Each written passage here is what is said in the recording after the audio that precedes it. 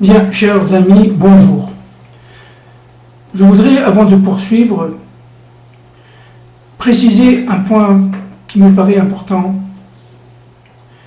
C'est que dans le couple Israël-Nation, il y a au niveau d'Israël donc différentes graduations. Les maîtres disent qu'il y a en fait 40 graduations pour pouvoir arriver à la 50e qui est en fait la réception de la Torah. 49e jour, plus 1 qui est le Kollel, ça veut dire qui est l'unité. Maintenant, pour pouvoir comprendre ce couple Israël-Nation, il faut d'abord s'arrêter quelques minutes, vraiment très peu de temps, mais c'est important, sur cette notion de tzibour. Le tzibour, c'est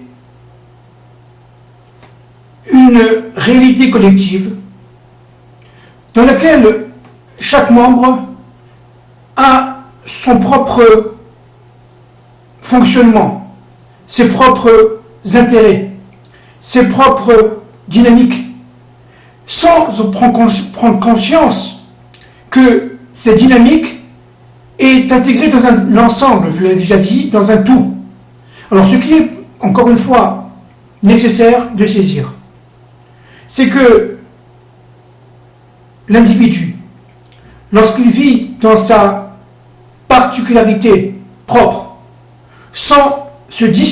en se dissociant du collectif, il vit, si vous voulez, ce que les Rachamim appellent la création de son propre tabernacle, de son propre mishkan en hébreu, eh bien, il fait le veau d'or. Il fait le veau d'or, ça veut dire qu'il coupe les liens entre son monde, qui est le monde, certes, de la raison, le monde des sciences, le monde, comme disent les maîtres du Sod, les kabbalistes, le monde d'Elohim. Et Elohim, c'est la présence divine, mais, j'allais dire, plurielle, intégrée dans ce monde, dans tous les aspects de ce monde, Eh bien, faire le veau d'or, c'est d'abord et avant tout, malgré évidemment les multiples explications, c'est vivre en osmose avec sa propre pensée, en séparant Yudke Vavke, le Dieu unique, présent, le Dieu un, de son monde qui est le monde dit d'Elohim. C'est vouloir vivre sa vie, si vous voulez. C'est vouloir, excusez-moi l'expression, kiffer la vie sans mettre Dieu dans sa vie. Et on peut être croyant, on peut être absolument respecter toutes les fêtes si on est juif, et malheureusement étudier la Torah, étudier tous les halachot, et malheureusement faire le veau d'or. C'est-à-dire qu'en fin de compte, ne pas être capable d'unifier ses propres valeurs morales. On étudie pour étudier, et parce qu'il faut étudier la Torah, et après, on va faire des affaires. Et lorsqu'on va faire des affaires, malheureusement, on peut être attiré par le profit, par l'esprit du lucre, sans penser que, attention, ce n'est pas forcément la volonté divine. Et donc, vivre sa vie, aller en vacances sans mettre Dieu dans sa vie, aller au travail en pensant que c'est parce que je travaille que je gagne de l'argent, c'est-à-dire en rentrant dans le monde, certes vrai, réel, absolument réel, de halakha, des mitzvot, qui est absolument juste, mais qui est, en fin de compte, réducteur par rapport à la volonté divine qui est de faire l'union de toutes les forces dans tous les mondes du nom Yudke Vavke avec le nom d'Elohim. Et ça, c'est quelque chose de capital. C'est pour ça que Akadosh Baruch Hu nous a demandé de faire le Mishkan, mais un Mishkan collectif. C'est-à-dire, en d'autres termes, si tu veux partir en vacances, pourquoi pas, mais fais-le sous mes ordres. Si tu veux être médecin, pourquoi pas, mais comprends quelle est ton essence d'abord. C'est-à-dire qu'en fin de compte, il faut faire au jour le jour ce que les Haramim appellent l'Avodat Hashem. Ça veut dire le travail pour comprendre la volonté divine. Et ça, c'est véritablement extrêmement compliqué, mais c'est ça que veut Dieu. Pour Israël. Pour Israël. Et lorsque Israël est perçu comme étant un tzibour, c'est-à-dire une collectivité dans laquelle il y a le rachat, dans lequel il y a le Benoni, il y a le tzaddik, eh bien, ces niveaux de perception de la réalité font que, en fait, chaque monde est voilé par rapport à l'autre. Et vous savez que dans la Torah, en hébreu, le mot monde n'existe pas. On parle de olam.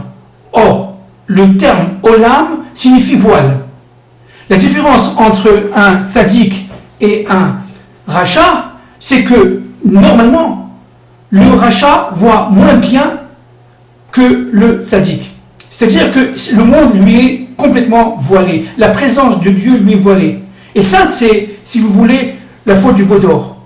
Parce que les forces de la tête, les forces de la pensée, les forces masculines de la chorma ne sont pas liées aux forces du cœur, aux forces féminines.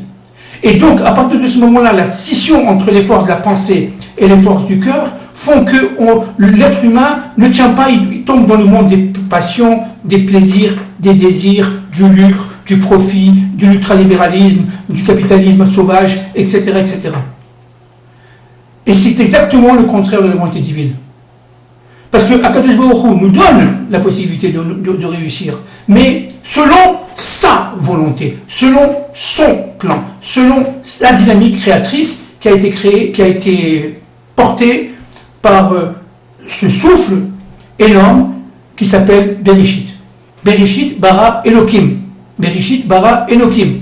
C'est-à-dire, d'abord, c'est le monde d'en bas qui a été créé avec des présences d'attributs divins au pluriel, dans chaque élément de notre vie. Et Adam Rishon le savait, bien entendu, avant la faute. Maintenant, devant la faute du veau d'or, ça veut dire devant l'incapacité du peuple à comprendre que le but n'est pas le monde du plaisir, sans Dieu, mais en fait, d'intégrer Dieu dans ses plaisirs, c'est-à-dire en fin de compte, un bon repas, pourquoi pas, mais avec Hachem, eh bien, Akadosh Baruch Hu, face à cette descente du Tzibour, a donné les secondes tables de la loi. Les secondes tables de la loi, évidemment, sont évidemment émettes, sont évidemment justes, et évidemment, tout ce qu'on dit Rachamim, toutes les halachot, tout le Talmud est immensément juste, il n'y a pas un grain de fausseté, chas v'shalom, tout est absolument juste, les halachot du Shabbat, les fêtes, du réveil de l'homme à son coucher, tout est en fait organisé halachiquement. Et l'halakha, c'est l'élément fondamental qui nous permet de se maintenir dans ce tzibour. C'est-à-dire de nous maintenir dans cette force qui nous permet un jour de devenir Kaal, qui nous permet un jour de devenir un peuple uni, un peuple un. Et malheureusement, encore une fois, très malheureusement, les individus qui ne sont pas capables de se connecter, les Rechaïm, eh bien, tant qu'ils n'ont pas atteint un certain niveau de Touma, ça veut dire d'impureté, ils sont capables, absolument capables, de faire tchouva, c'est-à-dire d'avoir cette force du retour, qui fait que cette force du retour le permet, par le respect du Shabbat, de pénétrer et de rentrer dans l'alliance, c'est-à-dire dans le chiffre 8. Et toutes les halachot ont été données pour absolument éviter que l'individu, que la collectivité, qu'un groupe humain juif ne tombe au niveau de la non-perception, malheureusement, chas v'shalom, que Dieu nous en préserve, absolue, du divin dans cette terre. Et ça, c'est tout le plan du Matan Torah. Akadosh Baruch Hu a donné Matan Torah, la Torah, les secondes tables de la loi, parce que, si vous voulez, il y a eu la faute du veau d'or. Son principe premier, sa volonté première était de nous donner les premières tables de la loi. C'est-à-dire des tables de la loi qui sont évidemment en dehors du temps et de l'espace, qui nous permettent de décoder toutes choses, qui nous permettent de vivre comme vivait Adam Arishon avant la faute. Et c'est ce qui va se passer, Bezat Hashem, avec l'arrivée du Mashiach ben David. C'est qu'on va recevoir évidemment les premières tables de la loi. La différence entre les premières tables de la loi et les secondes n'existe pas. Les secondes et les premières sont les mêmes. Il y a une Torah, je répète, il y a une Torah. Mais ce qui va changer, c'est la perception elle-même de la Torah. Dans les secondes tables de la loi, la perception est relative, elle est voilée, chacun son monde, et dans les premières tables de la loi, eh bien, les mondes seront de plus en plus clairs, dévoilés, et à partir de ce moment-là, chacun vivra en toute conscience de sa fonction, de son essence, évidemment progressivement, dans l'état d'amour, c'est-à-dire de Ahava. Alors je voudrais, pour finir cette petite intervention, parler de l'amour, de la Ahava. Il ne peut pas y avoir de Ahava sans union. C'est vrai dans le couple, c'est vrai dans la famille, c'est vrai dans la communauté, c'est vrai dans le peuple, c'est vrai dans l'universel. La conscience de l'union est fondamentale. Pourquoi? Parce que le Echad, comme je l'ai dit au tout début de mes interventions, c'est l'union des diversités. Chacun est divers, chacun ne ressemble pas à l'autre, chaque individu, chaque couple est différent de l'autre, mais dans cette conception de l'autre, il y a un point directeur. Ce point directeur, c'est donner, c'est servir, c'est se rapprocher, c'est être solidaire. Parce que si on ne donne pas, si on ne se rapproche pas, si on n'est pas solidaire, alors c'est tout simplement la destruction. C'est-à-dire c'est la séparation, c'est le monde de ce que la Khamim appelle le Tohu Vebohu. Le Tohu Vebohu, c'est-à-dire une séparation entre le Gan et le Éden, alors que normalement c'est le Gan Éden qui doit se réaliser, et c'est l'arbre de la vie et l'arbre de la connaissance du bien et du mal qui doivent être intégrés. L'arbre de la connaissance du bien et du mal, ce qui est lié directement aux secondes tables de la loi, doit être intégré dans l'arbre de la vie qui représente les premières tables de la loi. Merci beaucoup.